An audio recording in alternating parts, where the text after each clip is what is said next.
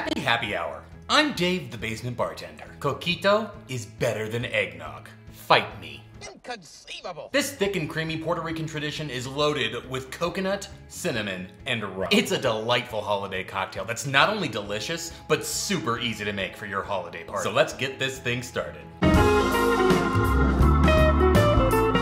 Basement bartender. Coquito is Spanish for little coconut and is believed to have originated in Puerto Rico, although very similar drinks are found throughout the Caribbean. Inconceivable.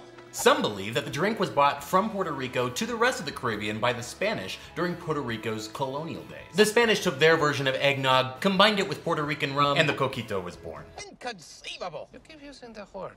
I don't think it means what you think it means. Coconut milk, cream of coconut, rum, and sweetened condensed milk. Remember that cream of coconut is very different than coconut cream. Coconut cream is made from extracting a thick layer of fat from coconut milk. Cream of coconut is a syrup that combines the coconut cream with sugar. You can either buy cream of coconut from the store or make it at home by combining one 400 milliliter can of coconut cream with 375 grams of sugar. Heat on a low flame and stir until the sugar is completely dissolved. Once you have your cream of coconut, making Coquito is very easy. All you need is a blender. Combine 15 ounces of cream of coconut, 1.5 cups of dark rum, one 14-ounce can of sweetened condensed milk, one 13.5-ounce can of coconut milk, 4 ounces of evaporated milk, half a teaspoon of nutmeg, half a teaspoon of ground cinnamon, half a teaspoon of vanilla extract, and 4 tablespoons of shredded coconut.